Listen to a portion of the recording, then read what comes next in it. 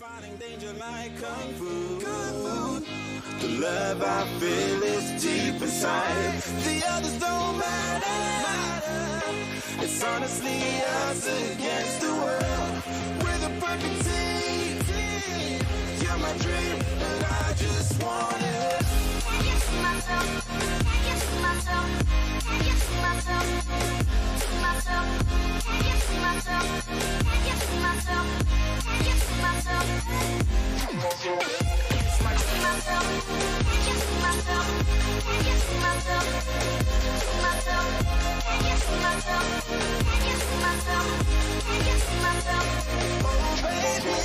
If you ever need a helper, you should know that I'll be there day and night. Nobody else can love you better. I'm here just to treat you right. You're the reason I'm alive. You're the only pain I can endure. And when you're not here, you're my dream, but I just want it. Yeah, I just wanna. You're my dream, but I just want it.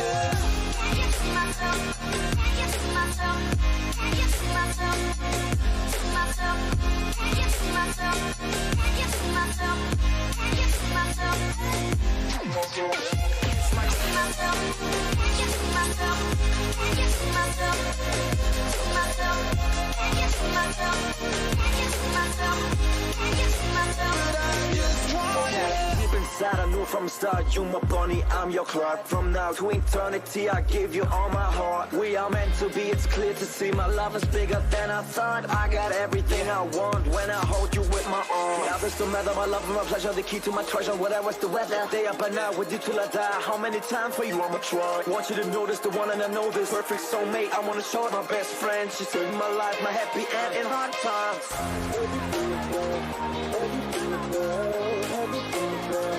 Oh baby, hug it to myself, hug it to myself, hug it to myself. I just want it. Hug it to myself, hug it to myself, hug it to myself, to myself, hug it to myself, hug it to myself, hug it to myself. I just want it. Hug it to myself, hug it to myself, hug it to myself, to myself, hug it to myself, hug it to myself. Oh baby.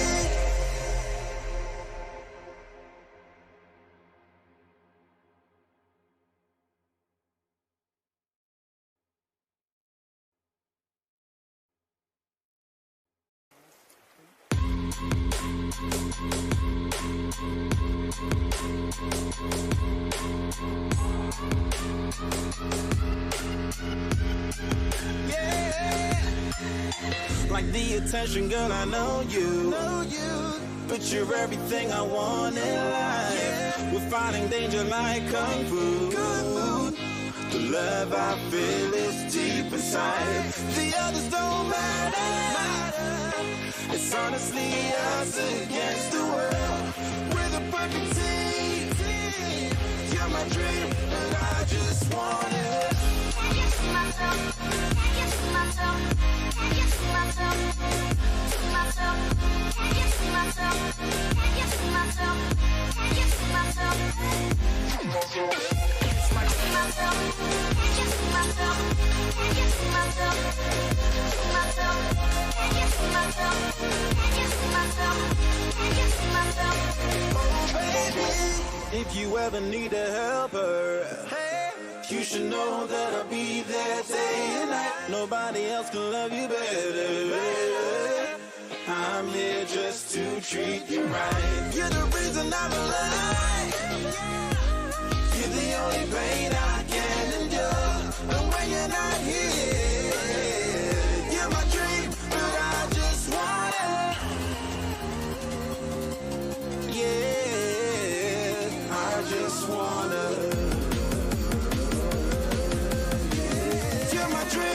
I just want it. I get to myself, I get to myself, I get to myself, to myself, I get to myself.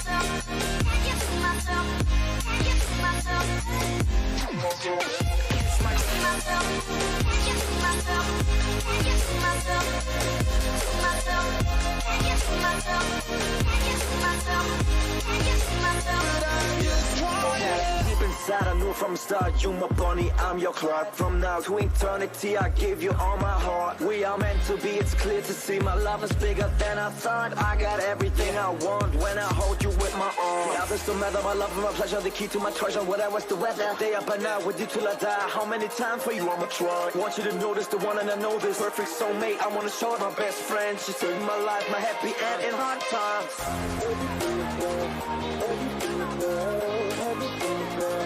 Oh baby, hug it to myself, hug it to myself, hug it to myself. I just want it. Hug it to myself, hug it to myself, hug it to myself, to myself, hug it to myself, hug it to myself, hug it to myself. I just want it. Hug it to myself, hug it to myself, hug it to myself.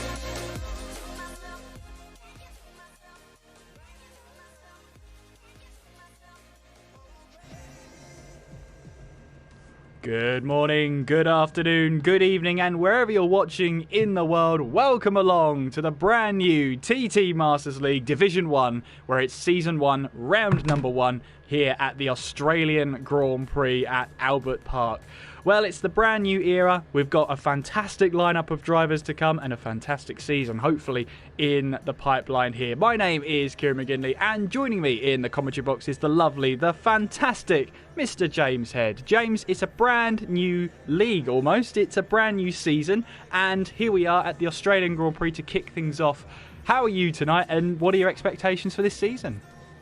I'm doing really well, Kieran, and honestly, my expectations for this season is for everyone to drive in a clean and fair manner. I think that's what everybody is probably going to tune in for. We have literally got the best of the best in TTML here tonight. It is Division 1. We've got two former champions teaming up with each other. We've got a whole host of new drivers to commentate on. We've got Australia, the traditional season opener. What is there not to like about tonight? Absolutely, and as you said, James, we have got a star-studded lineup here. Hopefully they'll be on your screen now. Tom is, of course, working very hard behind the scenes and making all of the stream graphics and making it all look lovely.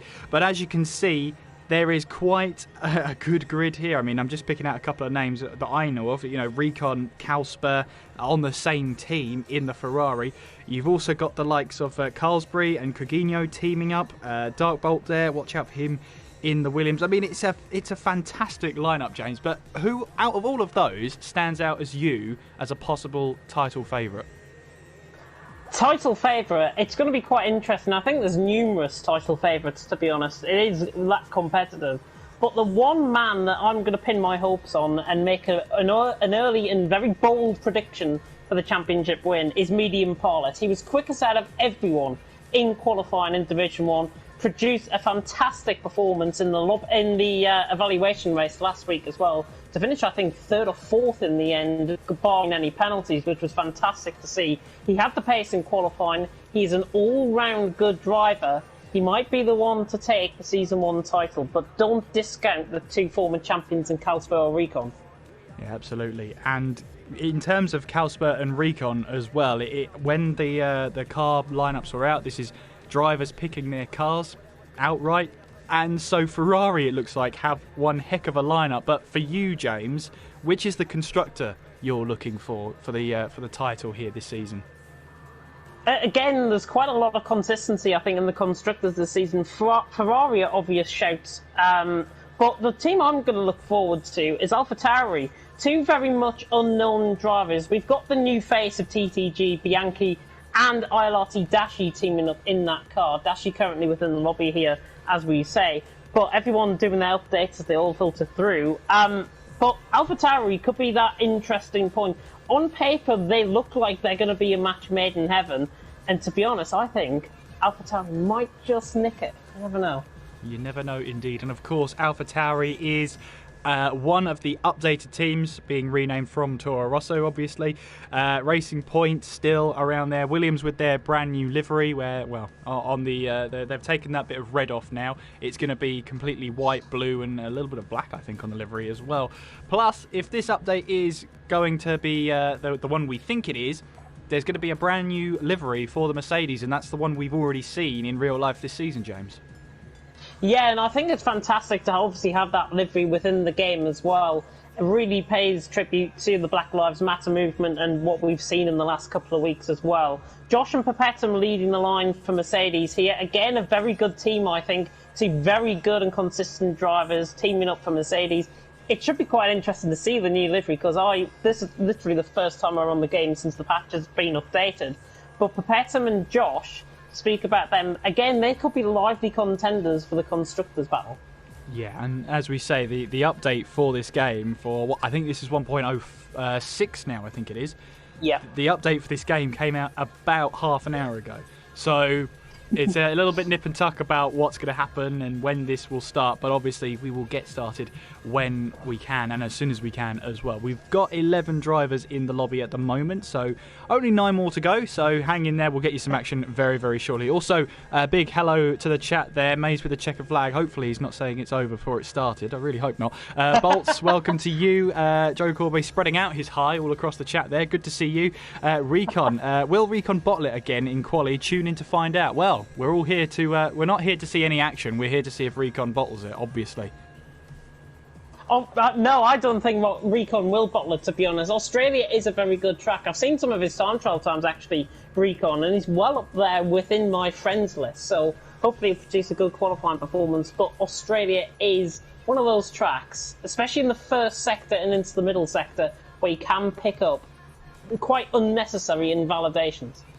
Yeah, and that's a new thing for this game here tonight. Obviously in the evaluation races and in the time trials that people have put their time and effort into to getting the fastest times possible, there is that sense that the track limits here have got much stricter than they were in the last game. It seems like now, if 4 wheels are beyond the white line, that's it. You have a warning. Whereas before it was a bit inconsistent around some of the tracks. I think with this new system being brought in, yes, it's a lot stricter. Yes, it does punish mistakes, but actually, on the whole, it's more consistent than it has been in previous seasons. So I think it's just going to take the drivers a little bit of time to adjust and a little bit of time to make sure that they don't invalidate their lap times in short, especially through this high-speed chicane we've got at the Australian Grand Prix. That high-speed chicane just after the sort of... It's not a curve. They don't count it as a corner number, but I think it's 12 and 13, that high-speed chicane. When you go over the right-hander, it is so easy to take too much curb on that right-hand side. That's an instant warning. Then you've got the curb on the left-hand side on the exit of the corner, where if you're too heavy on the loud pedal, the rear tyres want to spin up and you're heading to the wall on the right-hand side. So that has become a very precarious corner. It has been in the past, but even more so now with these strict corner-cutting rules. Yeah, I totally agree with that, and to be honest, it's to do with the coding as well that's been included in the game. The coding has probably got a lot stricter, meaning the track limits have got a lot stricter. And speaking that from my perspective, certainly, because I have a bit of a computer science background, the coding in this game would have been essentially done with if and loop statements. So if a driver invalidates their lap, it's literally back to square one for them, to be honest. And definitely the track limits, not only Australia, but a number of tracks on this game, certainly that I've tested out in both time trial and Grand Prix mode, because I'm struggling to find multiplayer, to be honest, at this stage, or find time for multiplayer. But it has got a lot stricter, and you should see quite a lot of invalidations, I think, in this qualifying session. Absolutely. One thing we should mention as well before we get tonight's proceedings started is our new weekly schedule for your racing action. I mean, the only weekday we don't race is Monday, but of course tonight we've got Division 1 of TTML. Tomorrow night we head to Bahrain for the first round for TTML Formula 2. Then on Thursday you can catch Division 2 and Division 3, both starting at 8 PM. It's your pick which stream you choose. And on Friday it's Division 4 and Division 5. but all at Albert Park, apart from TTML Formula 2, which on the whole and on most occasions is a different circuit. So it's a little bit structured throughout the week, and make sure you turn up and cheer on your favourite drivers, and you never know, you might see some familiar faces around there, and especially in Division 2, not that I'm saying anything right now, but anyway. Albert Park is our start for this season. It's been a regular on the calendar since 1996, I believe, so it knows where to be, and it's normally at the start of the calendar. I think there's only been a couple of occasions where it hasn't started the race season. Obviously this season, for obvious reasons, but also back in 2006, where I believe there was a big sporting event going on. But that season, Bahrain hosted the first round of the season. But other than those two, really, it has been a staple at the front of the calendar, and it really does test the cars here. There's not many heavy braking zones, in all honesty. All the heavy braking zones are in the final sector. So it's not so tough on brakes, but what it is tough on is ERS management. And as we've already mentioned, James, in our evaluation races, the ERS management is probably more crucial than it ever has been. It has, and I think the ERS management is probably the most difficult thing for these drivers to get a grasp of on this game. I'm going to talk a bit more about it and try and pinpoint a little bit of the ERS. If you are new to TTML, I'll try and go through that in qualifying or indeed in the race if we don't have much action. But these drivers essentially have got to use an overtake button to try and get past, and it gives them that extra, the wattage of power to try and get past, and the extra mile an hour as well to try and get past. And they can use that pretty much anywhere around the track. If it's stuck on automatic ERS, you will tend to find it will drop down a lot quicker on the first lap of the race. You could see drivers possibly in and around the 5 to 10% mark of ERS within the first 2 laps of the race. But again, with the DRS as well, it does provide a lot more power as well on the car. And it's going to be really interesting to see. I'll get a bit more technical as we go into qualifying and the race. But yeah, you'll have to wait for that.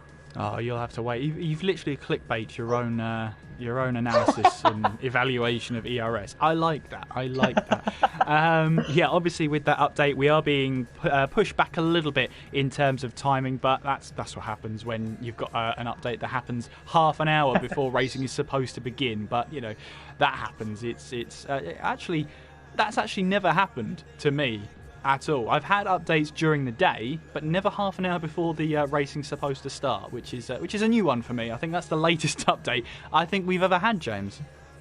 Yeah, I think it is, to be honest. And I think the last update was released on a Tuesday as well, but it was released at like 5, 6 o'clock in the afternoon, or like in the late afternoon here. So for it to be released at, 7:30, 25 to 8 is pretty ridiculous, to be honest. Codemasters, get your act together for next time. Whoa, James is James. Those are fighting words, James. I got to be honest with you. But more about the Australian Grand Prix then, because obviously it's a track that's quite narrow when it comes down to it. So, what can the drivers expect heading into Albert Park today?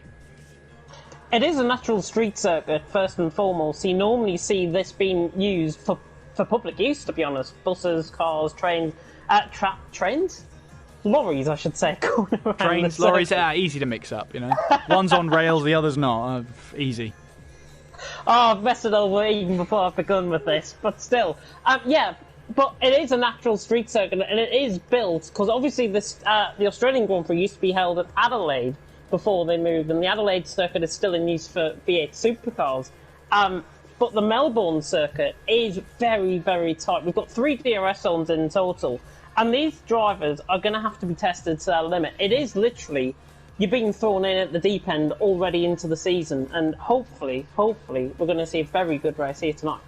Yeah, and I mean, I don't know why you're crossing your fingers so much, James. We are going to see some good racing. We absolutely are.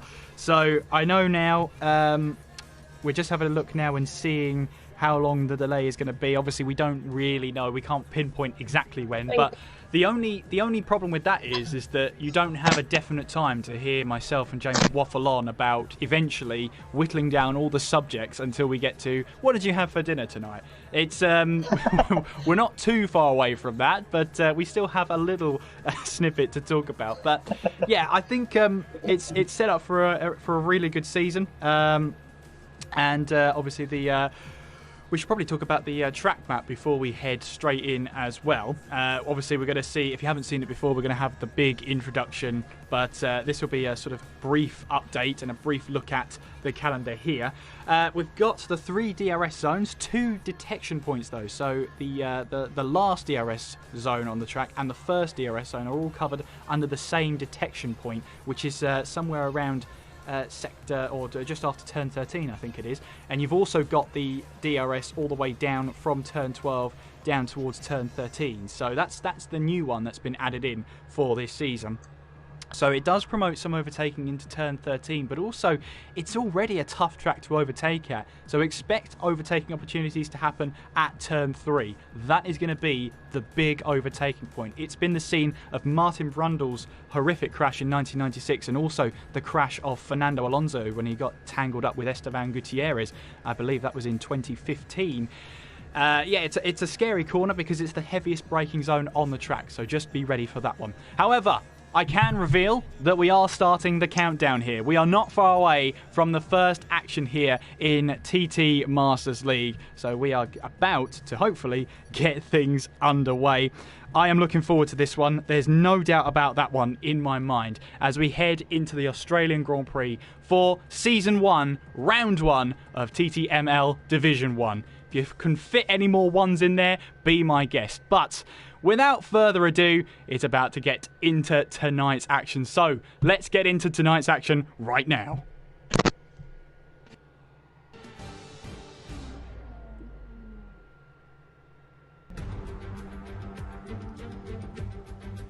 Well, here we are then. Albert Park hosts the first round of TTML Division 1 Season 1 here for the Australian Grand Prix. A brand new season and even a brand new league gives us a good opportunity to have a look at all the new drivers, the new teams, and give us an early idea about who could be possibly battling for that championship, drivers and constructors for that matter.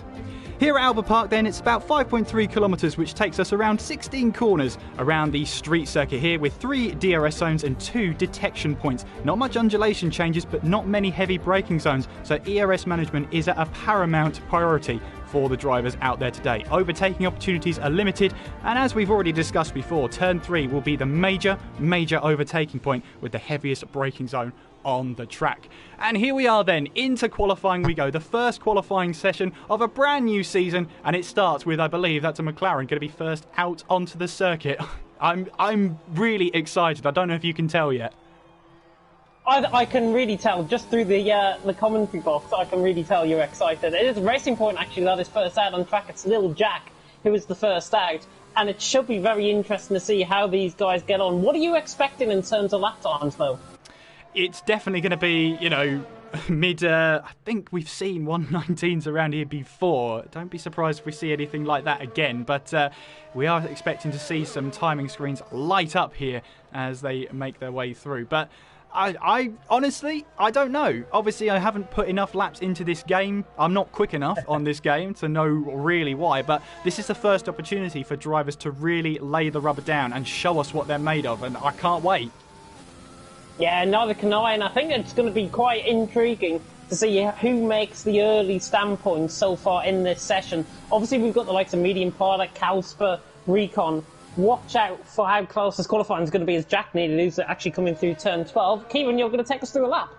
Apparently I am, yes, absolutely, as we now make our way in towards the final couple of corners then around this long turn 16 where traction is a paramount priority for the drivers. Very easy to lose the back end there as Jack takes us across the start-finish line to start a lap here at Albert Park, making our way now, braking hard in towards turn 1, down to 5th gear. Watch that entrance there. The back end can easily swap out on you if you're not careful. Now heading up towards turn 3 with that DRS activated, heaviest braking zone on the track, down to 2nd gear to get the car turned in, up to 3rd to reduce that wheel spin on the exit now as you now come into this flowing section through turn 5. Very easy to overcommit here as well. Don't take too much curb on entry, but also don't take too much curb on that left-hand side. Heading now into turn 6 and 7. Now this long right-hander here. Try and scrub off the least amount of speed possible as you now make your way towards the braking zone of turn 9 here. Again, into 3rd, then up to 4th, reduce that wheel spin on the exit here. now going through this long left-hander, which actually isn't a corner number. It's nothing at all as we head in towards Sector 3, then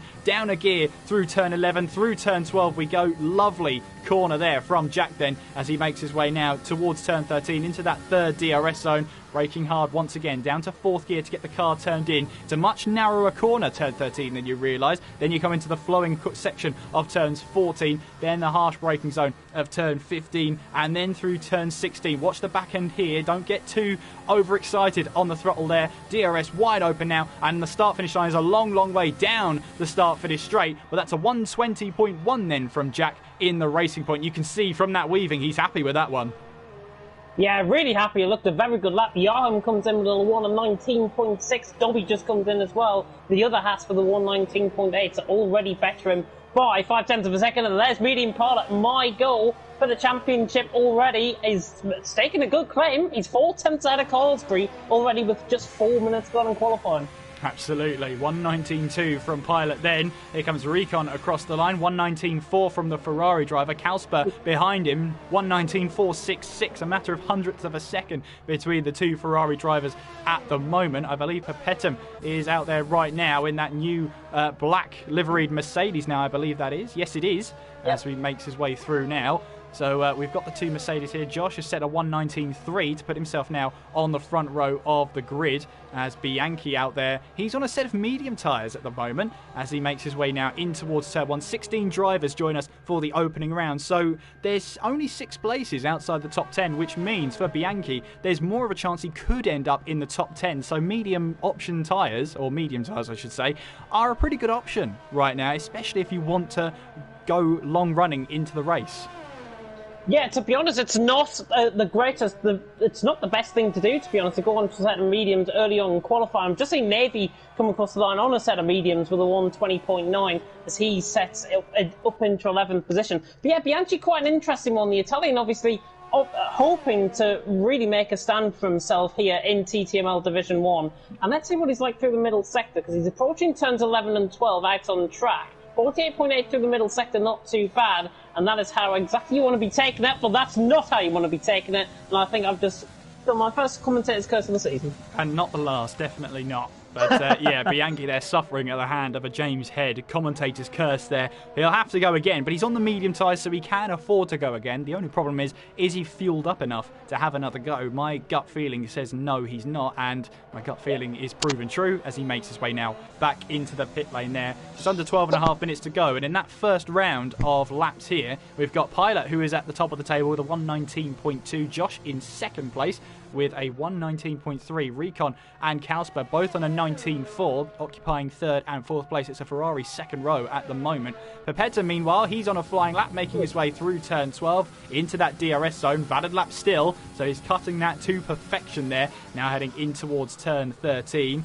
And just keeping it nice and steady now throughout the rest of the lap. In towards turn 14, dropping a gear and taking a lot of that curb there on the inside to try and drag yourself into the apex, in towards 15, and then around that long right-hander of turn 16. I can't tell you the amount of times I've spun it round that corner where you just don't set the car up right to counteract that oversteer you get. And a 1:19.2 from Perpetum puts him now on the front row of the grid in second place.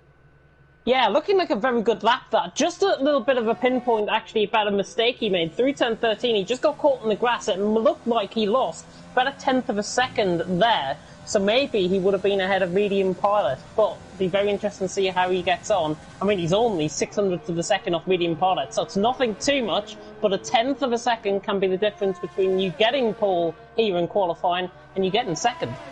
Yeah, we've got Dashi, who's on a lap here in the Alpha Tauri, making his way in towards turn 3, making his way through. And what's going to be really important for the drivers is the amount of aero grip you have in these cars. There's a lot of mid-speed corners that rely solely on the aerodynamics, but then you've got the long straight down the start for this straight. You've also got that curve straight, which is not really testing the aerodynamics until you get to 11 and 12, which then of course heavily relies on the aerodynamics again. So you really have to find the sweet spot in these setups here. Yeah, Dashi looking really good on this lap, by the way. He is absolutely flying through this middle sector. What's the middle sector like? 47.6. It's purple through the middle sector. Could be out of everyone. Beautiful cut of turn 12 there. This is looking like a really good lap. He's got a racing point, I think that is just ahead of him, which is medium pilots actually in the Williams, so my apologies, that's my eyesight coming in wrong there. But Dashi now coming through turn 13, looking really good this lap. Now through into 15 and 16. What's this time going to be? I think he's going to go pole with this lap, to be honest. Dashi round the final corner. It's going to be very tight to the line. Let's see what the Germans do. Cross the line. Goes pole. 119 flat. Called it. You absolutely did call it, and that is on pole position for now. Provisional pole position 119.0 from Dashi, which opens up the question, James, of 118 surely isn't out of the question now. 118s are only, 3/10 per second away for medium pilot and Perpetuum, so it's going to be very likely. I think we'll see certainly at least 6, maybe 7 drivers, I would say, in the 118s. Possibly. I would say, because the track is always evolving, so that would make sense, actually, especially if it's going to stay dry throughout the entire qualifying session. We've got Nathan there who's making his way through. Got yellow flags in the next section, but that's just an AlphaTauri. I think that is Dashi just getting out of the way now as Nathan makes his way through in towards that long turn 8, on towards the braking zone of turn 9, and in through that turn 10 there. And again, this is a part of the track where you've got to be careful of that traction. If you catch that sleeping policeman on the inside of 9, you can really upset the balance of the car. It does not like it after that, and there's a real tendency for the car to say, I'm going to oversteer. Now Nathan's actually gone purple through sector 2.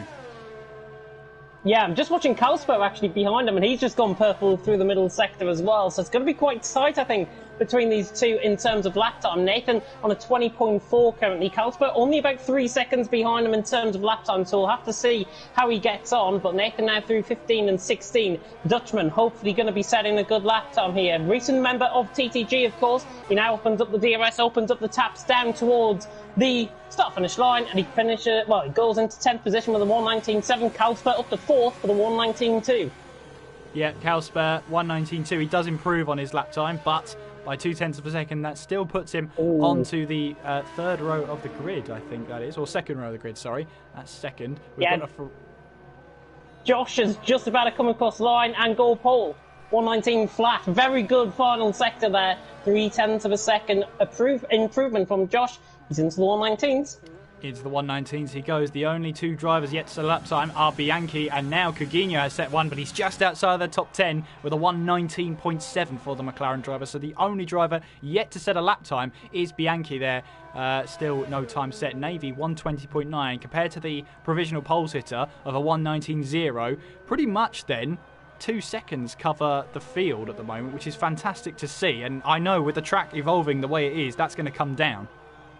Yeah, Cosby just gone third as well with a 119.1. Navy is improving 0.9 of a second through this middle sector. Now across the line, he goes 10th, 119.7. But look at how close it is. Between 8th down to 13th, covered by just over a 10th of a second. That is how close it is in qualifying, and barely a 10th of a second covering 4th to 6th as well.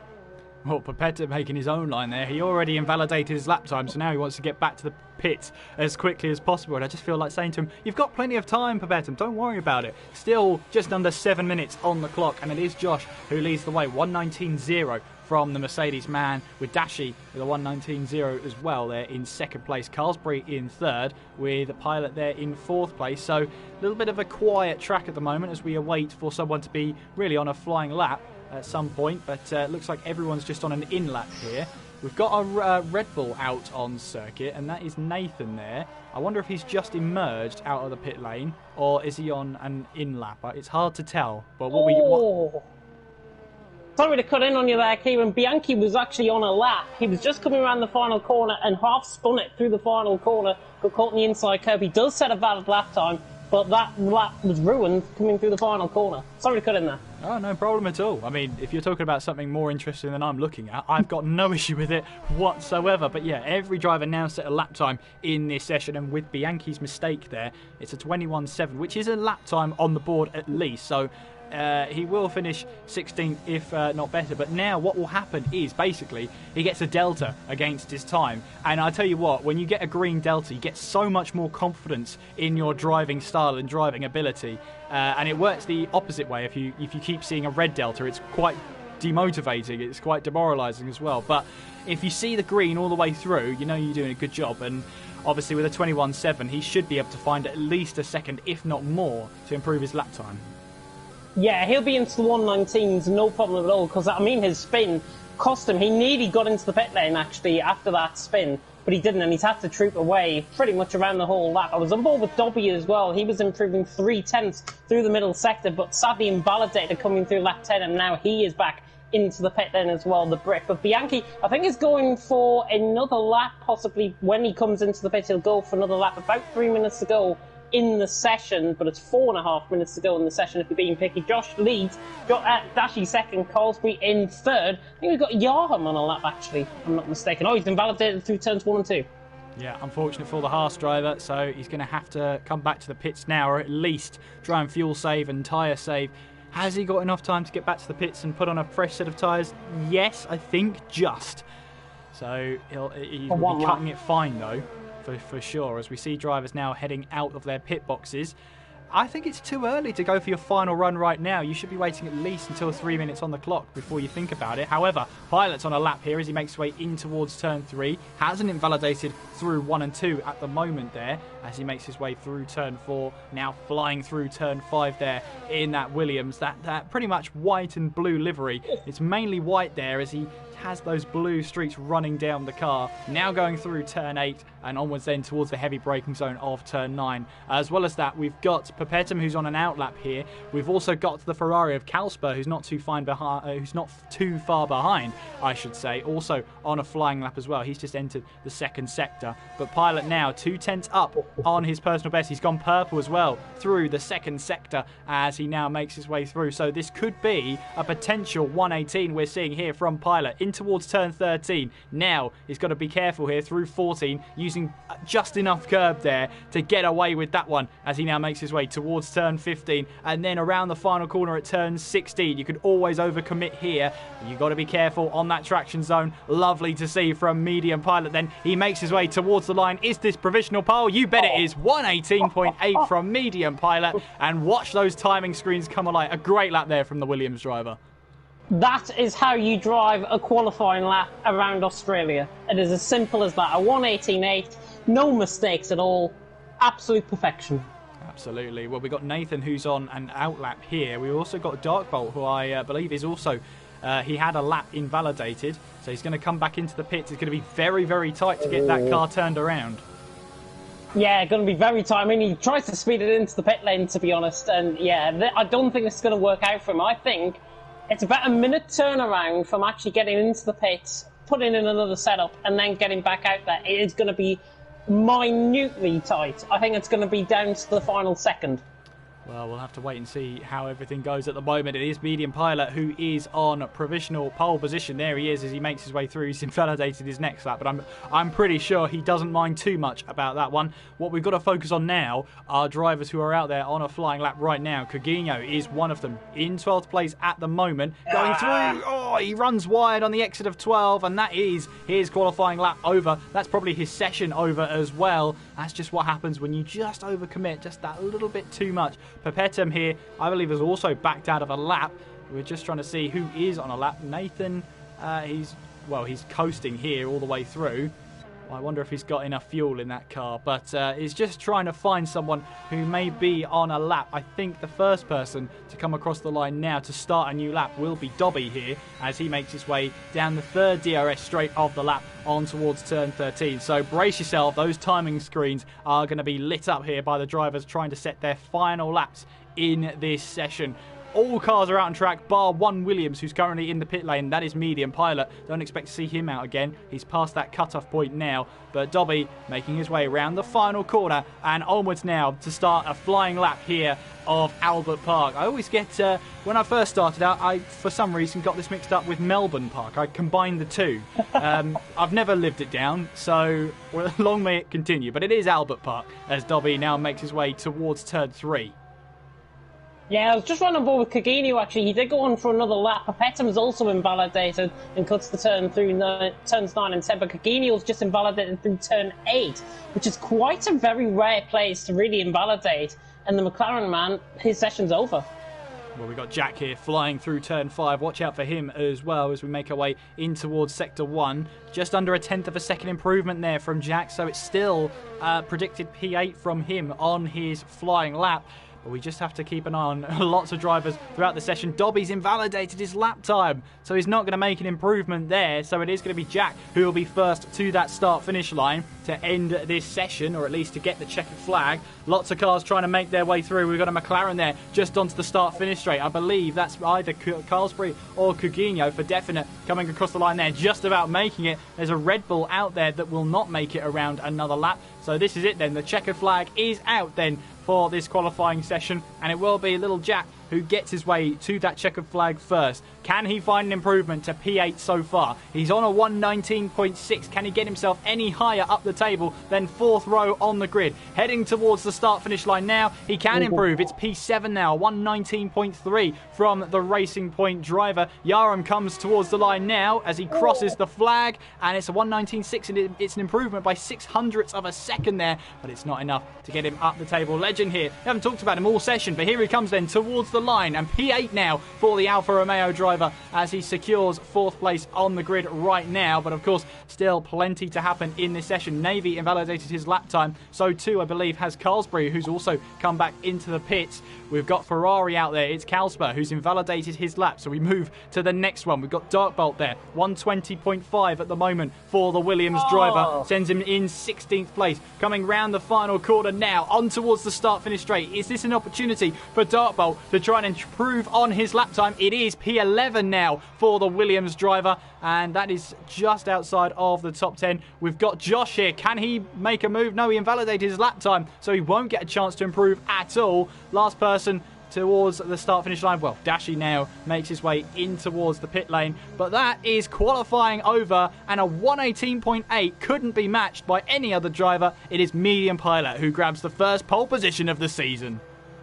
What you didn't catch there, Kieran, actually was Recon. He was 0.5 of a second up in the middle sector, spun it coming through turn 13. Unlucky for the Dutchman. He would have been contesting Medium Pilot for pole position. I can guarantee you that. Well, that is unfortunate, and it's those margins of error that can define a race, and especially a qualifying session. But there are your qualifying results then. Medium Pilot, only driver in the 118s, takes pole position with Josh locking out the front row there. It's Dashi 3rd, Carlsbury in 4th, Perpetum in 5th, Kalsper 6th with Jack in 7th, Legend up to 8th place there, Recon in 9th, and Bianchi rounding out the top 10. It's Darkbolt in 11th, Yaram 12th, Navy 13th, Nathan in 14th, Coutinho 15th, and Dobby rounding out the top 16. All drivers then, all 16 drivers covered by 1 second. This is going to be a good race. So we hopefully will be able to get underway very, very shortly. But of course, don't forget to follow the league on Twitter at TTML_F1. Obviously, lots of people saying good luck, including McMaverick and Jeffrey Henney. Thank you, guys. Hopefully, you enjoy the racing tonight, as well as Kevin Rodriguez in the chat as well. Stefan saying, go Yaram. Lots of love from a former teammate. So, still a little bit of love there between the two of them. And Recon there confirming what James saw himself. Crashed a 118.6, apparently, is what he predicted he would have got there. But unfortunately for him, he's going to be starting further down the order than he likes. Well, we're almost ready then for the first formation lap of the season, and I'm going to keep saying the first everything, this one, because it really is. It's a brand new game, new season, new league, new everything, and I'm just looking forward to the first race of this season. I wonder if the lovely Mr. James Head is back with us to have a talk before the race. No? Okay, it's just me. I'm just going to talk to this wall here and try and act like I'm not going insane. But we're getting into the countdown now before we get to the grid. This is where the drivers obviously are trying to have any last-minute adjustments of the strategy. Obviously, there's not many things they can change once they've participated in qualifying, but they can change the front wing and the angle of it. They can also change the on-throttle differential, which is how much the wheels rotate when you put the throttle on. whereas you can have 50%, which is unlocked, and you can have 100%, which is locked, which can help the tyre wear if you've got it more unlocked, the differential, but you get more traction if you lock the differential. So there's the compromise of grip and tyre wear. Lots of tyre wear expected here at Albert Park. It is not very kind to tyres whatsoever, so expect drivers here to be pitting somewhere maybe around lap 8, lap 9 here at Albert Park. It's not long on that first stint, but then in theory you could get the medium tyres to the end, but it is going to be a struggle for those drivers here. It is Medium Pilot who's on pole position. Let's have a look at the strategies. Obviously the top 10 have to start on the tyre they qualified on and set their best lap on in that qualifying session. So Dartbolt, the first person outside of the top 10, is starting on the medium tyres. In fact, Yaram, Navy, Nathan, all starting on the medium tyres, as well as Dobby. The only person who's really trying to buck this trend is Coutinho. He's starting on the hard tyres, so that's going to maybe take a little bit longer to warm up those tyres. It does have the least amount of grip on the track. He'll have the least possible grip out there, but on the bright side, he'll be able to run longer in this race. So as long as he can keep his nose clean into turn 1, and, well, I should say turn 3, because that's the heaviest braking zone, he should have a chance of getting this to work. There's your predicted pit stop strategy. Yeah, there you go. Lap 9 to 11 onto the hard tyres. I'm sure drivers will not be too keen about using the hard tyres, especially those that are starting on the soft tyre, but we'll just have to wait and see. We will have to wait and see, and I am back. Sorry I had to go there for just a couple of minutes. I'm out of breath, but looks to me as if Coutinho is playing a little bit of a blinder here, to be honest. He's on the set of hards, he's down in 15. Could be the one to watch out for longer term in the race. But, Kieran, first race, who's your top 3?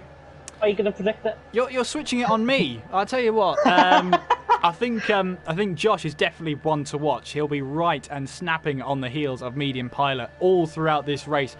Don't rule out performances from Dashi, Carlsbury and Papetum, though. Carlsberg, obviously a champion in leagues before. Also, yeah, I would say as well, Coutinho, he's a quick driver out there, and down in 15th place doesn't really reflect his ability, so watch out for him as we get this race underway. But here we are then on the grid for the Australian Grand Prix here in TT Masters League, and we're about to go racing at the first round of a brand new season. All we have to do now is wait for those lights to signal the start of a brand new season. It is 5 red lights. We're underway in Melbourne. What are the starts like? Great start there from Medium Pilot. A great start too from Josh. We've had a nightmare start from someone in the back there, but that just could be the timing screens trying to readjust. In towards turn 1 we go. We got Alpha Tauri on the grass there. That was Dashi, who's getting all out of shape there. Ferrari into the wall. That's Recon, who's found himself there. Into the wall he crashes into, and now making our way in towards turn 3. We've got a racing point off the track. Completely missed his braking zone there. That was Jack. Maybe he has damage to that car, and it's a little bit of a turn 1 nightmare there for him as we make our way through. He has now retired from the race, which is unfortunate to see. As we see here on lap 1, don't worry about it. The timing screens will catch up with themselves very soon. But Dashi there from second or third place, I should say, now down to 6th, or, well, it should be kind of 5th, I think, or 6th. Yeah, we'll work it out once the drivers cross the line once again. But a clean start and a clean getaway, most importantly for Pilot and Josh. That's exactly what they wanted. Carlsbury up to 3rd place, Kalsper up to 4th. Both of those getting great starts here. Papetum holding 5th in all that drama. Dashi in 6th, with Dartbolt in 7th, all the way up to 7th. Remember, he started in 11th place. Great start from him. Bianchi there in 9th as well. Don't forget about him. Recon has fallen all the way down the order, though. Has he had an incident and a moment at turn 12? Well, actually, he's the one that had the front wing damage at turn 1 there. So maybe he had to avoid something. Maybe he had to have a loss of control. Whatever it was, he's found himself with front wing damage on lap number 1. But the first lap of the new season is completed, and Medium Pilot leads from Josh and Carlsbury. That's your top 3 so far. Yeah, Medium Pilot and Josh made a great start. Carlsbury up a position, Carlsbury up a position. Just to speak about Recon, by the way, it looked like he hit the wall actually coming out of turn 2, so that is probably why. I mean, Jack has set a 28.4 lap, which is absolutely ridiculous, and he did invalidate, he did actually leave the session, and he's rejoined back, so that's why that is now taking effect. But Medium Pilot currently leading Josh in 2nd, Carlsbury in 3rd, Carlsbury in 4th. Predicted tyre strategies, Papetum interestingly, softs to hard, lap 8 to lap 11, Carlsberg in front of him, lap 9 to lap 11. So there's a difference in the predicted pit stop strategy for everyone out on track. Yeah, and that's a new feature they've brought in here for the game. It's a personalised strategy for everybody. So that's why if you scroll all the way through whilst that's on the screen, it'll show you different strategies for each driver as Josh gets a little bit wayward on the exit of turn 12 there. He won't be wanting to do that too many times this race. What this strategy does offer, though, is two-stop. Soft, medium. I wonder if how many of the front runners will take up that strategy there. It could be the could be the quickest strategy, I should say. And yeah, I think these guys might look into doing that two-stop, softs and mediums, and getting the predicted pit stop strategy coming up on my end. And it looks to me that two-stop strategy, lap 9 to 12 for medium pilot, lap 10 to 12 for Josh. So there is still that variation between the drivers. But now DRS enabled, who's going to be the first to have a crack at getting an overtake done? Do you know what? It could actually be Carlsberg on the back of Carlsberg. Watch out for him, because he is looking quicker than the McLaren man in front, the Finn, trying to defend off our current TTL F1 League 1 champion, to Carlsberg, trying to get onto the back of Carlsberg. I'm messing up. Don't worry about it. It happens to the best of us. We've got a car off there. That's Navy, who's had a moment there. He's lost a huge chunk of front wing there. That's going through turn 5. But it obviously happened before. But now the Renault driver has substantial damage to the left-hand side of his front wing. He's going to have to come in and get that nose changed. The only problem is it's lap 3 in this race. What tyres does he go on to? He has to go on, I think, softs and then possibly back to mediums towards the end of the race. Navy, I think, might have contacted the wall on the exit coming out of turn 5. It looks like he might have got caught on the outside curve or on the sausage curve on the outside, and that's why that front wing damage is prevalent and is there. Medium pilot, though, leading. Josh just running wide slightly. He is still on the back by 0.6 of a second. Nobody really close in for territory as Navy's actually spun there through turn 12. But medium pilot still leading. Josh second, Colbury in third. Nobody really in a sense of overtake, to be honest. Josh might be the closest one. Yeah, it is a difficult track to overtake, though. DRS, of course, is now online. We are on to the 4th lap of this race. It was activated 1 lap ago. And really, the best overtaking opportunity on the track is turn 3, and that's pretty much it. For the rest of the lap, you've got to be on the back of the car in front and try and put them under pressure, because really, there's no real place you can have a go. Maybe turn 9, but you have to be really brave there, because it's such a tight corner entry that you really don't leave yourself options. Turn 13, again, maybe, if you're brave, but you really have to be side by side with the car in front already. So that's a bit of a paradox there. You have to be side by side with the car in front. Doesn't make sense. But anyway, Josh here on the back of medium pilot, keeping that gap under a second. In fact, under 0.6 of a second for the entire lap so far, as he looks to try and close in on the Williams driver, heading through 11 and 12 now. Such a tricky corner in qualifying, let alone with a full tank of fuel on board, as he now makes his way down towards turn 13. Going out of the slipstream there, maybe just to have a little bit of cooling on the car. Yeah, actually, Josh trying to cool down the tyres, I think. He's got less ERS actually than medium pilot as well. It's about 20% medium pilot has got inferior of Josh. So he's actually saving up more ERS at this point. And this is what we'll talk about in qualifying. The ERS management is going to be quite key. Josh is now in the DRS and not using the ERS, but you could see him closing down. He could have a run down towards turn 3 with the Mercedes on the back of the Williams. Not going to have a go down in towards turn 1. And to be honest, I don't think he's going to be close enough down towards turn 3 either. Runs out the slipstream, probably just to get rid of the dirty air that is prevalent. Legend, by the way, is on the back of Darkbolt. Could be going for a move down in towards turn 3, and he was thinking about going around the outside there. Darkbolt just leaving the middle of the track, pretty much wide open. I thought, honestly, Legend was going to go down the inside. Great recovery, though, as he makes a little bit of a spin. But Darkbolt stays in 7th. Legend maybe just going for the wrong attack around the outside, because it wasn't going to be there at all. Yeah, and it's cost him a lot of time as well. 1.4 now he is behind Darkbolt. Meanwhile, Coutinho, who started this race on the hard tyres, I believe, is still out there on lap number 5. Ignore the tyre delta between each tyre there. They're a little bit inaccurate. The bit you want to know is this one here, the stop. So as you can see, Recon and Navy, the only drivers yet to make a stop, or the only drivers, sorry, that have stopped in this race so far. So Coutinho started those race on the hard tyres, and he's keeping up with Nathan here. Oh, Nathan's lost it! And into the wall he goes on the exit of turn 12. And he manages to keep all 4 wheels on that wagon. But that's what I'm talking about, dropping it on the exit of turn 12. And actually, is there any damage on that front wing? Has he got away with damage there? If he has, he's a very, very lucky boy. I think he might have slight right side end plate damage, but yeah, it looks like he might have got away with it completely. Nathan just dropping it on the outside of the curb. Very, very close to nearly making contact there, but goodness me. Nathan now down into 14th in this race, pretty much overdone with, really. Medium Pilot looks like he's beginning to hold up the leaders as well. Josh is now beginning to be backed up into Carlsbury, who then in turn could be backing up into Calsper and Pepetton. The top five are only covered by about 3 seconds. This could get really tasty very quickly. Absolutely, and if that's going to happen, then that's going to mean that Medium Pilot draws more and more attention to that top spot there. You can see Pepetton Dashi almost in this DRS as well. There you can see he's almost there, only 1.2 now behind Pepetton as we now make our way through that corner with no number, now in towards 11 and 12 as Medium Pilot makes his way through. So apparently the pit window opens on lap number 9. So we'll have to see how many drivers take up that option of the pit window there, and whether or not they go onto a new set of soft tyres or a set of hard tyres to get to the end of the race. I'm genuinely in the dark about this one. I have no idea.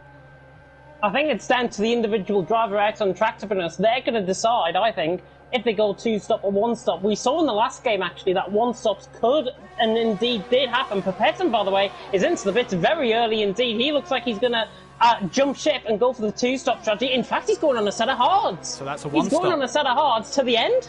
Yeah, that'll be to the end now. So He's got to try and keep his nose clean. That tyre wear may not complement him towards the end of this race, but he's going to give it a go. He's saying, well, if I try a 2... I can see the understanding, though. If he tries a 2-stop, he might just be caught up in that battle. If he tries a 1-stop, at least to be doing something different. And there's a chance that he could jump those guys because, obviously, now he's got to look after the tyres.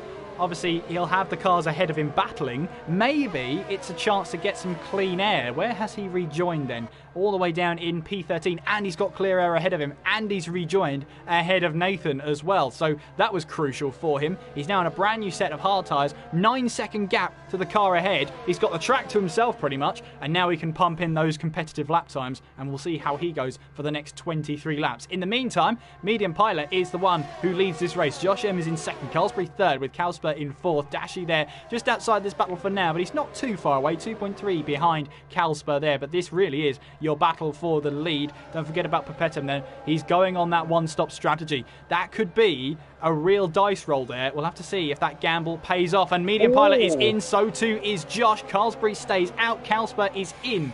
So 3 out of the top 4 into the pits. Carlsbury decided to stay out for an extra lap in this one. Let's see what tyres go on. It's hard tyres on for the Mercedes team. What about for Ferrari? It's hard tyres again. So lots of hard tyres being run in this final stint, or if you like. All hards. Yeah, so it's all hards then from all the drivers here as they make their way out of the pit lane, but you can see there how close Josh is to the back of that Williams now. Be careful on the exit of that slow pit lane. Very easy to spin up the rear tyres and almost Gerhard Berger it of 93 and just spin it into the wall completely. I've done that too many times in my career, that's for sure. As that is, that's Josh and Calsper. In fact, it's Pepetton and Calsper going side by side. Pepetton here, the undercut didn't quite work to get past the Ferrari, but I tell you what, his tyres are now much more warmer and much more into the race than the 3 cars ahead of him. If there's an opportunity he can get past, it needs to be now.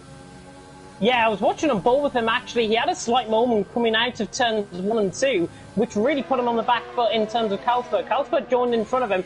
If he got a clear run through turn 2, I honestly think Pepetton would have got the move done by now, because he had so much overspeed compared to Calsper. It would have carried him down towards turn 3. So Pepetton, unlucky, just had a bit of a moment. But these two now beginning to split apart. Medium Pilot and Josh for the net lead of the race. Calsper and Pepetton for net 3rd position. Carlsbury will be very interesting to see if he's going to continue on another lap. He is. So I think Carlsbury could be landing himself, 2-stop strategy? Pit window's now open from lap 9 till 11. Perhaps, yeah, but honestly, 2-stop here could work. The only problem is that if you have a 2-stop, you've got to be heavily reliant on basically lapping the track and overtaking drivers at a track that's so difficult to overtake. It's going to be a huge call to make. Jack is into the pits then as he makes his way in. He's on the soft tyre right now. He goes on to set of hard. Meanwhile, Dobby then on the back of Coutinho. Round the outside he goes, and Coutinho's almost said, okay, you can have that one. We're not battling really on the same strategy. Coutinho started this race on the hard tyres. He's not interested in battling Dobby at this stage of the race. Yeah, medium tyres actually for Dobby. Cagino on a set of hards, just allowing him through on that one. So the Hassman up to 5th. Cagino now down to 6th as a result. Pretty much just let him have that one. Cagino was thinking longer term. Is he going to get that set of softs that he so desperately desires towards the end of the race? He's all over the back of Cagino. Actually, to be honest, Cagino might have looked into this, possibly for a DRS run up towards turn 13. Only 4.5 attempts away. If he gets a good run through here, he's going to be right on the back of Dobby, and you can see the overspeed carry. Dobby just cuts the inside corner slightly. Eugenio was the same. They're pretty much both now leveled out, and they're both going to stay in the same position. Josh, though, on the back of Medium Pilot. Is he going to go for a lunge down towards turn 13? He's out on slipstream. No. Medium Pilot stays in position. Yeah, and it's going to be difficult to make that overtake get through. But honestly, Josh here, he's got to wait for that turn 3, the heaviest braking zone there. And that's going to be the heaviest difference of speed, therefore the best overtaking opportunity. Heading around the final corner, Carlsbury, by the way, still out on track then on lap number 10. Really trying to extend this soft tyre stint. Dartbolt in second place there, but you can see Josh wants that position away from Medium Pilot there, riding on board with him as we head up towards turn 3. DRS will be open for the Mercedes driver, but again, not quite close enough, as the Williams probably using his ERS to perfection there in order to counteract the DRS advantage you gain from the car behind. So he's doing really well here, Medium Pilot, as he's just got to keep Josh at bay, and Josh getting a little bit wild through turn 5. Yeah, Medium Pilot has got about 30% more ERS compared to Josh, so he is really effectively using that ERS to absolute perfection, to be honest. Josh has just got to be careful. He's got Calspur chasing him down, and he is pretty much on the same ERS as Medium Pilot, who's 2 positions ahead of him. So Calspur could be the one longer term that comes into this race. Pepetum is around the same level as well, at about 54% as they come through turns 11 and 12. But really intriguing in terms of ERS, and this is what I meant about with my little technicality. If you knew the energy recovery system, essentially think of it this way. When they brake going into a corner, they recover the ERS. They recover the energy saved up in these cars, and they're able to deploy it coming down the straight. We could see a good example of this with Josh right on the back of Medium Pilot. This is for the net lead of the race. Johan, by the way, in on a set of mediums. Carlsbury as well, from a set of softs onto a set of hards. Cagenio's on the back of Dobby and nearly bump drafting him through turn 1 as well. Quite a lot of action beginning to develop. Just to correct you there, Carlsbury's actually emerged out of the pit lane on medium tyres. So is he going for a 2-stop then, I wonder? Or maybe he's going to try and get those tyres to the end. That's going to be a big ask here in this stage of the race, to get medium tyres to the end. He's got, what, 20 or 10? I'm trying to work out. He's got 18 laps, or round about 18 laps on those tyres. So it's going to be a huge effort from him. Oh, Dobby's just made a mistake. Cagenio's trying to go down the inside of turn 8. Oh, and there's a bit of miscommunication between them both. Dobby just rejoining track. Cagenio on the back of Dobby.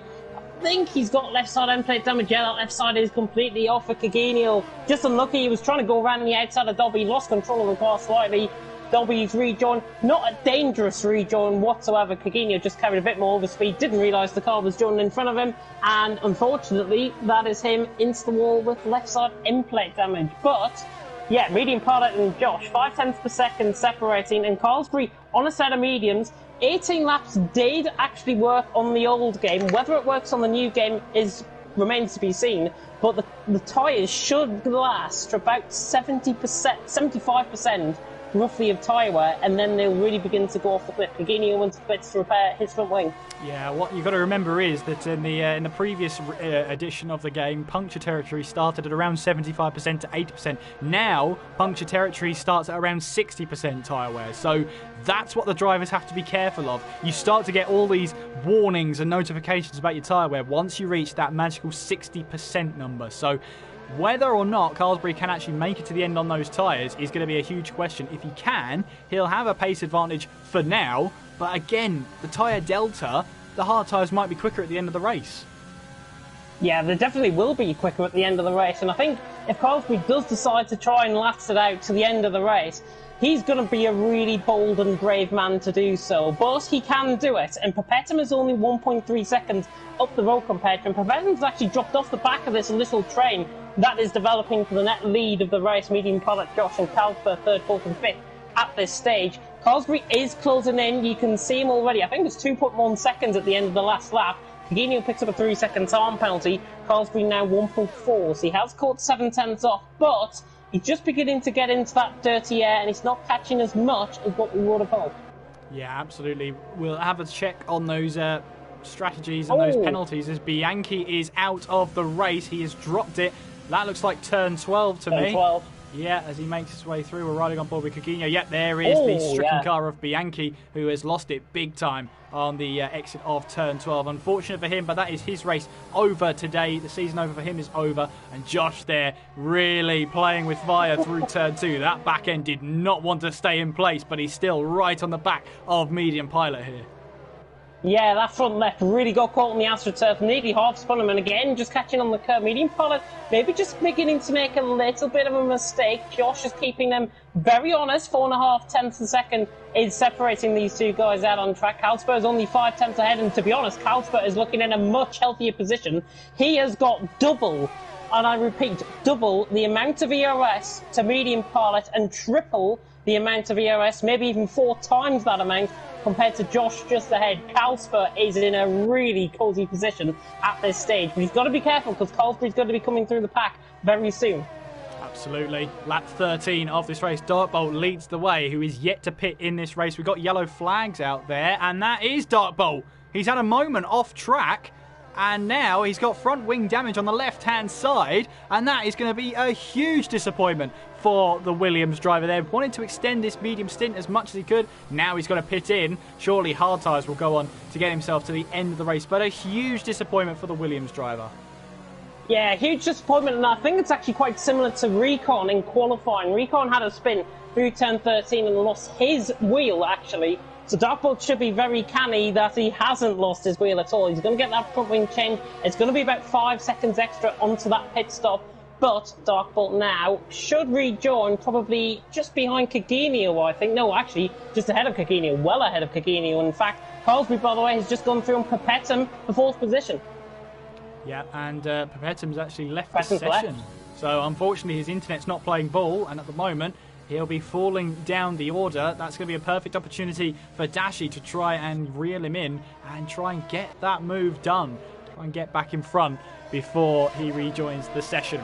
So, Medium Pilot then leads the way from Josh and Carlsberg. That's your top 3. Carlsberg in 4th. Perpetum for now is in 5th place with Dashi in 6th. Nathan 7th. Legend in 8th. Yaram in 9th. And Jack rounds out the top 10 with Dobby, Darkbolt, Coutinho, Recon and Navy filling out the other places with Bianchi, our only retirement so far, crashing out on the exit of turn 12. But for this Williams here, for Medium Pilot, what he's really done is just kept his head down and kept this pace up and used his ERS in the absolute correct times and positions, and he's kept himself ahead of Josh for now. He's almost outside of DRS range, not quite out of DRS range I should say, because it was just a second, it creeped over a second through that final corner, but obviously now there's 2 DRS zones coming up, and obviously with the DRS detection point going into 14, that's a very early detection point to have, especially in the grand scheme of things. But at the moment, there you can see, Pilot still having a great time at the front of the field.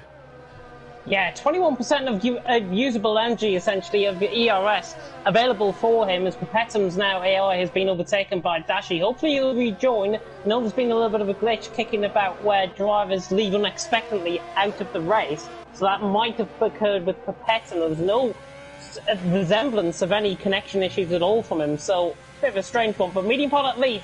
Josh in 2nd. Carlsberg is still very canny and very cosy in 3rd position on that ERS. He's now using up the overtake mode slightly, coming through the left-hander with no name and no corner, or no corner number I should say. Perpetum has rejoined back, which I'm glad to report. Josh on the back of Medium Pilot. Perpetum actually, to be honest, has only lost, 4 or 5 seconds? Might not seem like much, but he's still going to be ahead of Nathan. Quite easily as fast as well.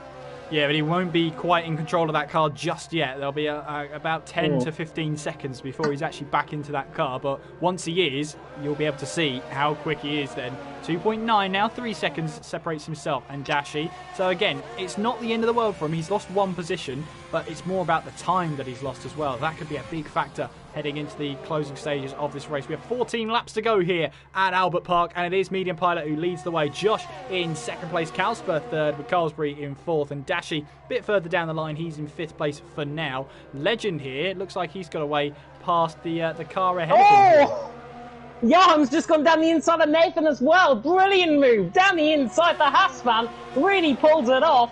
Nathan had literally no chance there. He's going to try and come back at Joachim. Coutinho was round, I think, in the pit lane, so he's retired out of the race. But Joachim, late as you like, down the inside, Nathan had absolutely no clue. He's been left reeling after that one. Well, lovely move there. I'm sure we saw, I saw James saw, but we didn't, unfortunately. But we'll have to take James's word for it. Pilot then still leads the way. Josh in second, Kalsper in third. There you can see the McLaren in the pit lane there. Coutinho is our second retirement of this race. He did retire in the pit lane, so hopefully that won't cause too many issues further down the line. But yeah, Josh just keeping Medium Pilot on his toes for now. Unfortunately for Medium Pilot, he's not getting away, but I wouldn't rule out Josh trying a move at least at some point in this race.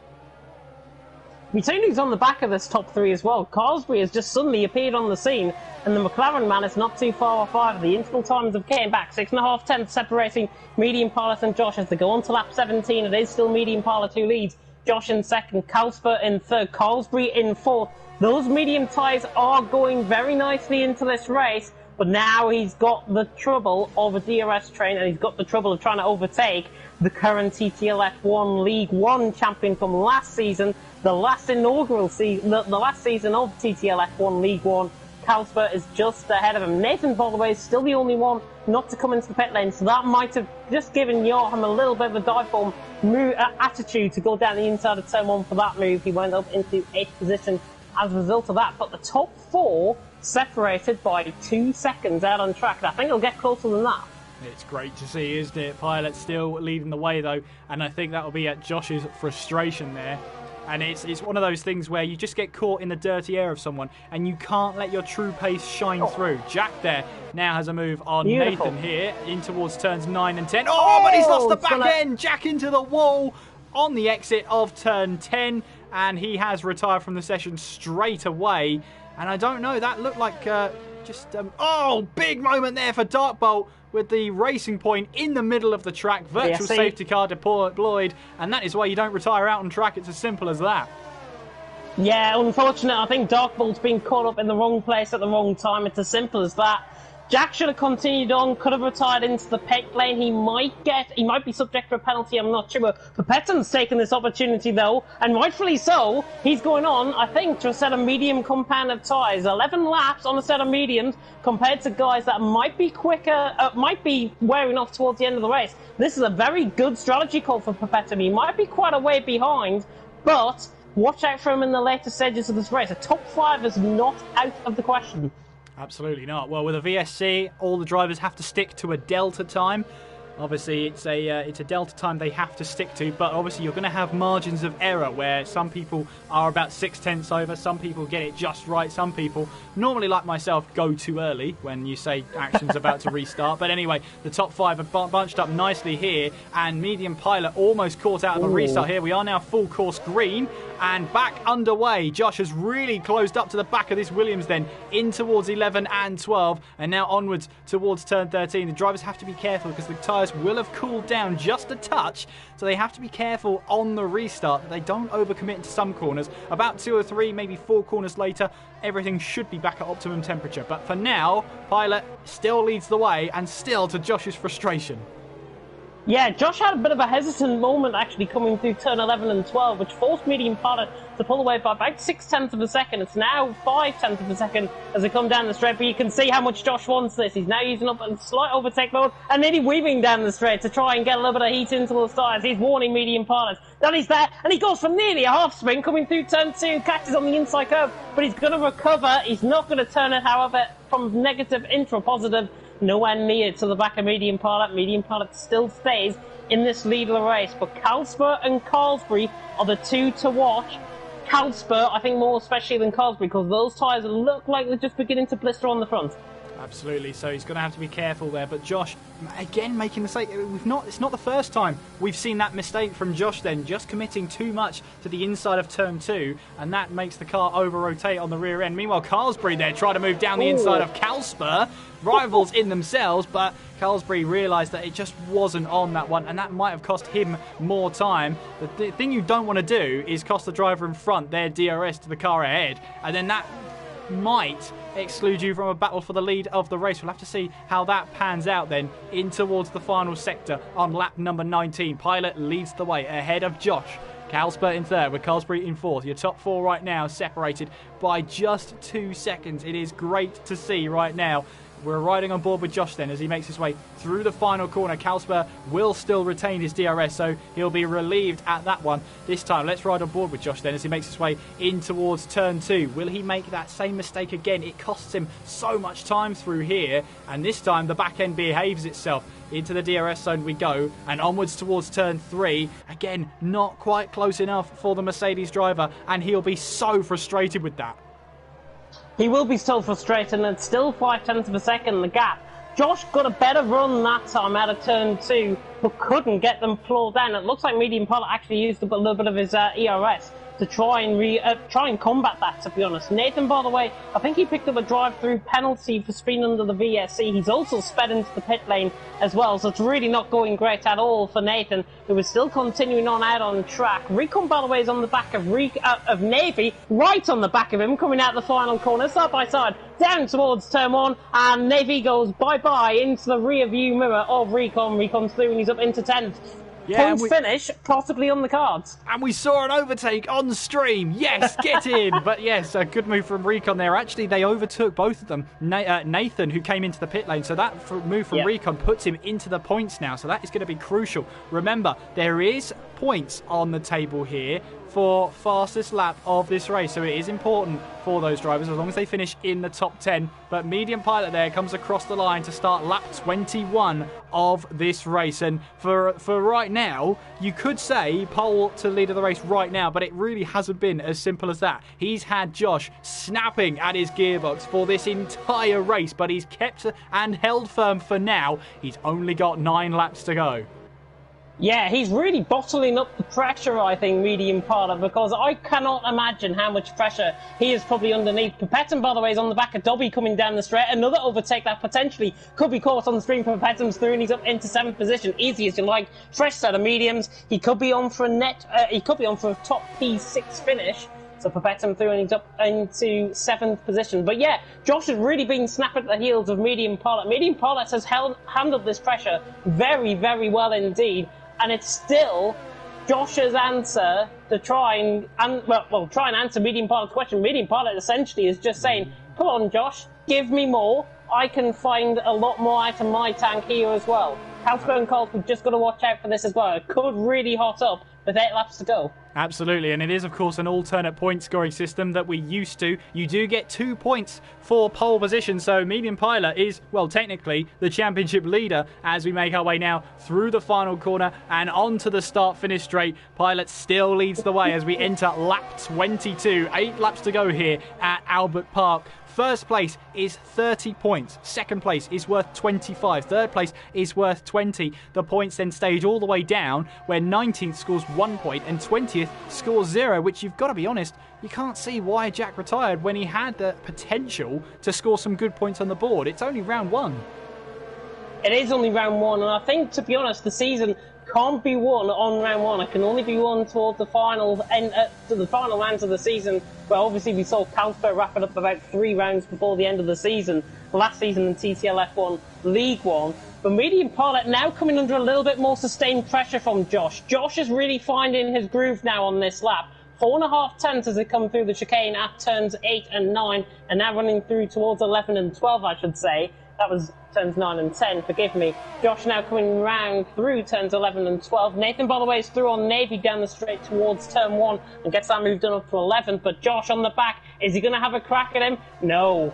Firing another warning shot at him. He is right on the back. Don't be surprised if this really spices up and forces Calspert and Carlsbury into play.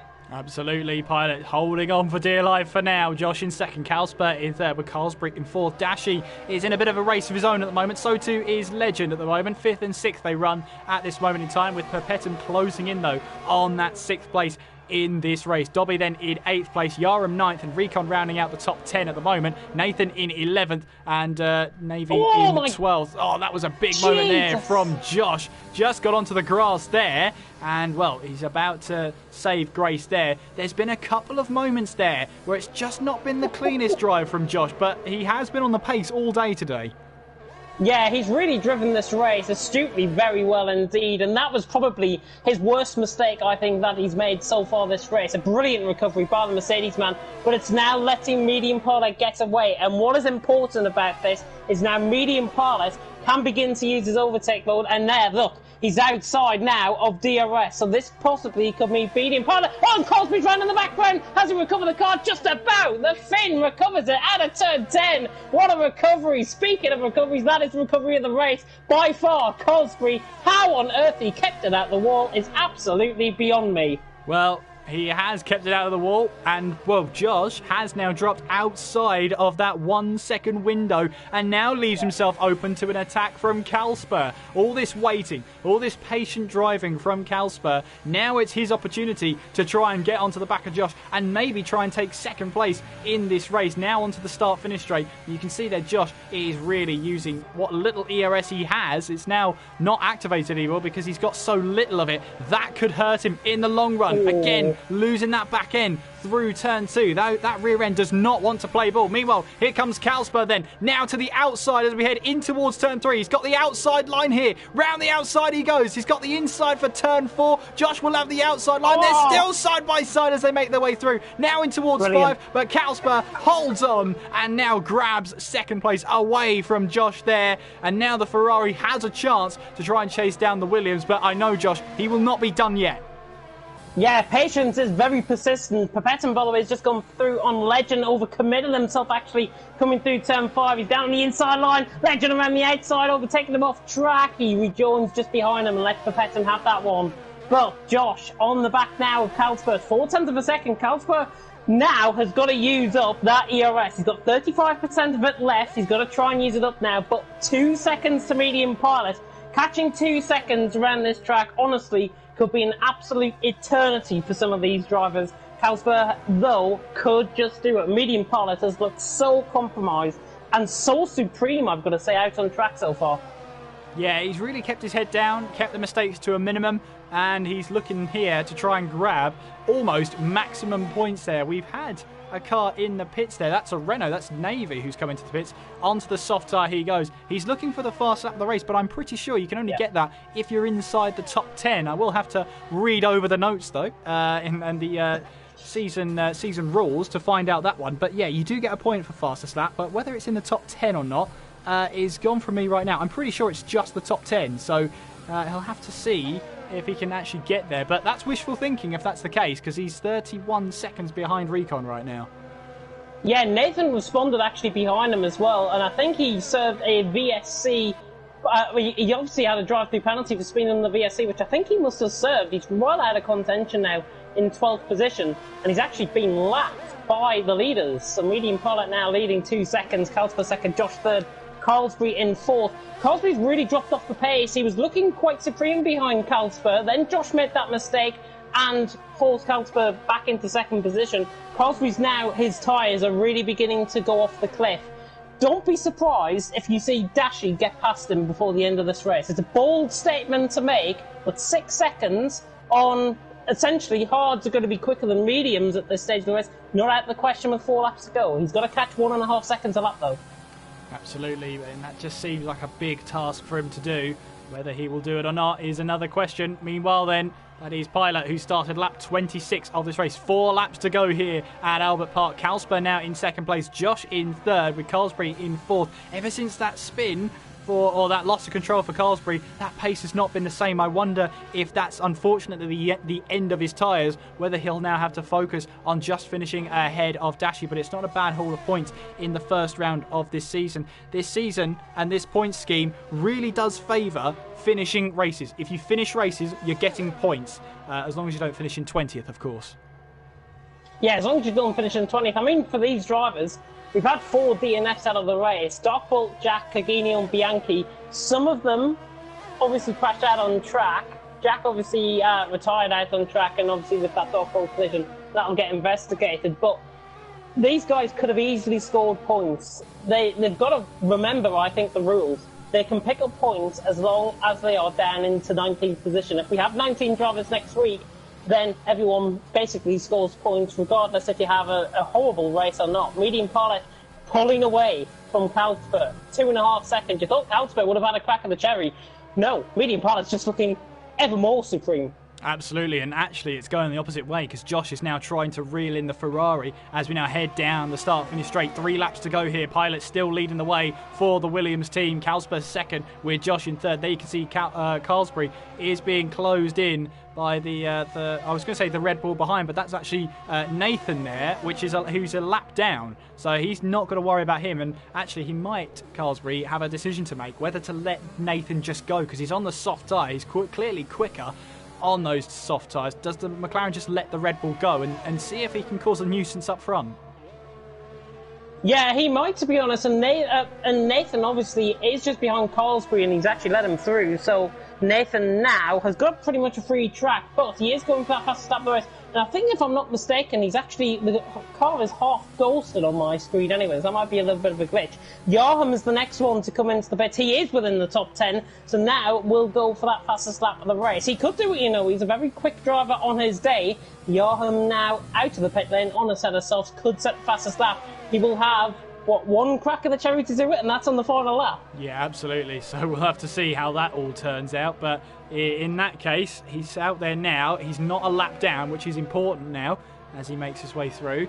But Medium Pilot leading the way now, 3 seconds ahead of Kalsper and Josh, who we're riding above it now through that final corner. It's going to be a great battle between these two. Josh has the DRS then, but not much ERS. You can see that yellow bar has now turned to orange, so now it's at half deployment. No matter what level it's at, no matter what deployment mode it's at, half of the ERS is actually being deployed there so that the battery doesn't run out. But here comes Josh then with some DRS. Will he try and move down towards turn 3? No, he doesn't. Maybe he's just not confident in making that move stick into 3. That looked like a really good opportunity, but obviously he felt it wasn't time to send it down the inside.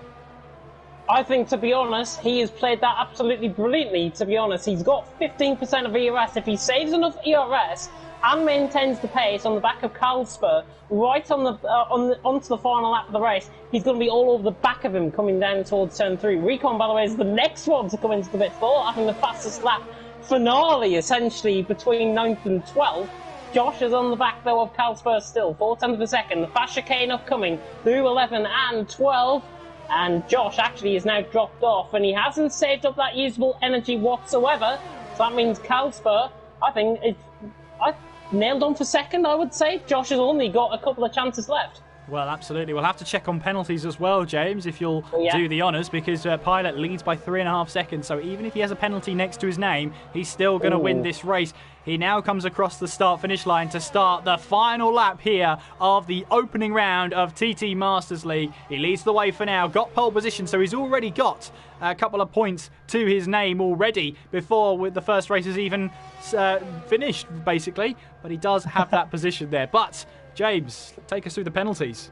Yeah, Medium Pilot has got 2 warnings, including one he picked up on the last lap around. Kalsper has picked up 2 penalties, so that's 6 seconds worth of penalties. Josh has picked up 3 seconds worth of penalties, so Josh had a big favour and a big advantage to Kalsper. Carlsbury in 4th is on 1 penalty, Dashi in 5th on 2 penalties, Petterman 6th on a penalty, Legend in 7th on 2 penalties. I'll run down the rest of the top 10.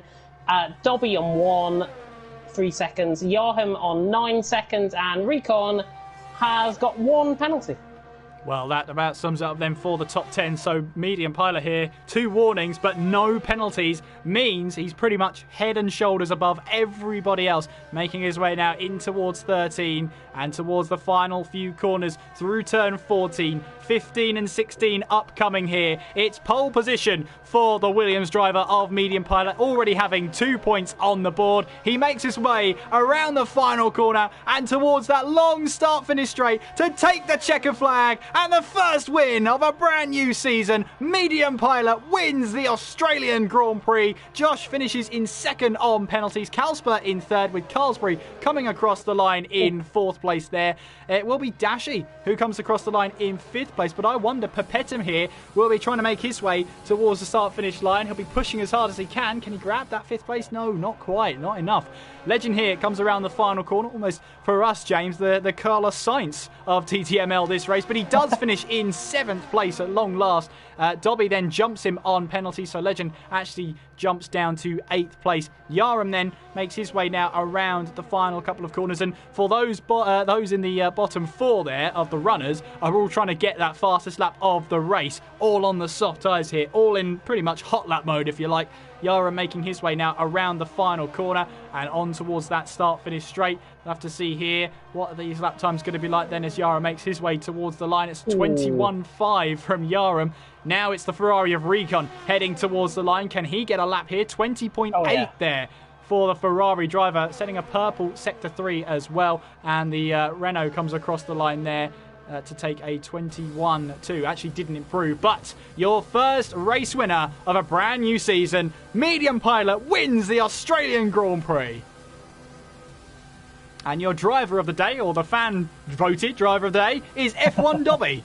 That's a new feature. I forgot about that one, but that's the in-game driver of the day that has been awarded. But a great drive today from Medium Pilot. He did everything he needed to do, and that battle between the Mercedes and the Ferrari, where we've seen that before, has basically helped him to get that lead he needed. 3.5 seconds. He turned on the fireworks at the end of that race. A well-deserved win for the Williams driver.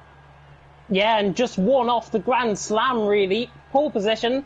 He didn't get the fastest lap, but he got the race win. So he's going to be the championship leader going into next week.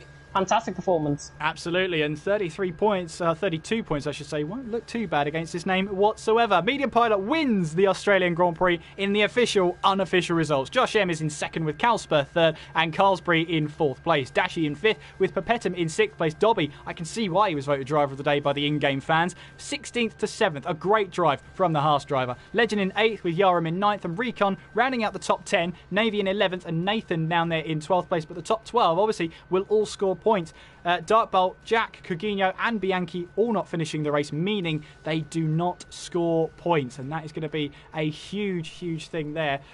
Recon, I believe, did get the fastest lap of the race, a 120.8, so a bonus point heads his way, and he'll be scoring a couple or one more point than he is that he's scheduled to on the scoring sheet. We do have to keep bringing it up. 10th place gets you 10 points in this league, so he's actually scored 11 plates, so it's a basic 9th place for him. But a great race, not many mistakes, says Josh in the chat there for the race winner, and I'm not surprised either. He kept his head down there and just drove a dominant performance, did what he needed to do. Yeah, Pilot really drove a great race, I think, out on track. And Josh, similarly, I think, drove a great race out on track. Just a few little niggly bits, needed that half spin coming out of turn 2, which I famously recovered as a nice catch on stream as well. Recon saying nice luck, love to see it. I'm sure it'll be better next week, Recon, trust me. And next week I think we'll go to Bahrain, don't we? I believe we do, yes. And you'll be able to see that next week. But don't forget as well the schedule for this week. We're go racing again on Thursday night with Division 2 and Division 3. So make sure you tune in for that one. Also tomorrow we've got TTML Formula 2. I've got to get that right. It is at Bahrain, that one. So under the floodlights there. And of course, we've got Friday, which is Division 4 and Division 5. So make sure you tune in for that one as well. And, well, I have to say, it's been a fantastic start to the Australian Grand Prix. I've loved it so far. I can't wait for the next one. I can't wait for it. Bring it on, I think. And just to write home on my words, who did I say was an early championship contender? I don't Medium know, Pilot. There you go. Did you? Okay. Oh, I see. Well, I have to say as well, don't forget the Season 1 calendar.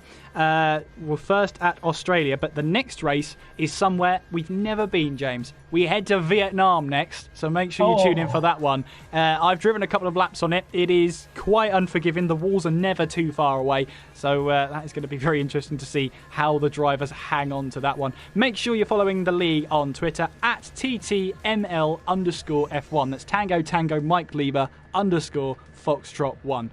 Yes, I do know the phonetic alphabet. No, it's not sad. If you want to find out your commentary team and your commentators for the league this season, they are down in the description below. All the links are there as well if you want to check them out. So you are free to do that one. But James, it's been a pleasure to be reunited with you back at the commentary box, and I can't wait now for Vietnam. Yeah, I can't wait for Vietnam either. It's going to be my first time commentating on that track as well, so it's going to be really fascinating. Who is going to come out on top? Tune in next week. Absolutely. And as always, we have to thank Tom behind the scenes for all of the graphics and the live streaming there. That's all on him, so a big thank you to him as well, as always, making the streams look absolutely stellar. But hopefully you will join us next week. Don't forget the huge schedule we've got coming up for you. Tuesday, Wednesday, every day of the week pretty much we're racing, so don't miss out on any of the action. Until next time, thank you very much for watching. I've been Kieran McGinley. I've been James Head. Take care of yourselves, and we will see you next time.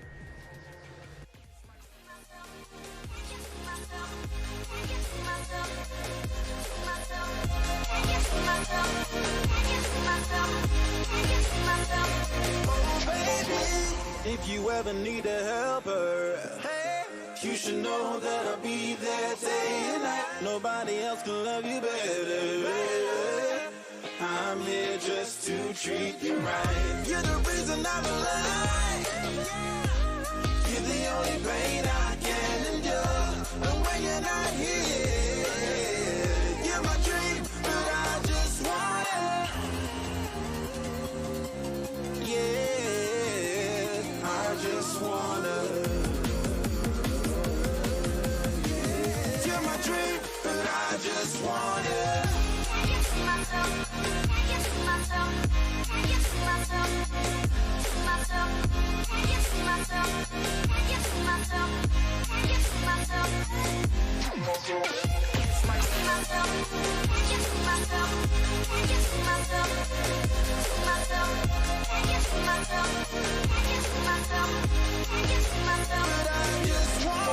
Deep inside I knew from the start, you my bunny, I'm your Clark. From now to eternity, I give you all my heart. We are meant to be, it's clear to see. My love is bigger than I thought. I got everything I want when I hold you with my arm. The others don't matter, my love and my pleasure, the key to my treasure. Whatever's the weather, day up and out with you till I die. How many times for you I'ma try? Want you to notice the one and I know this perfect soulmate. I wanna show it my best friend. She saved my life, my happy end in hard times.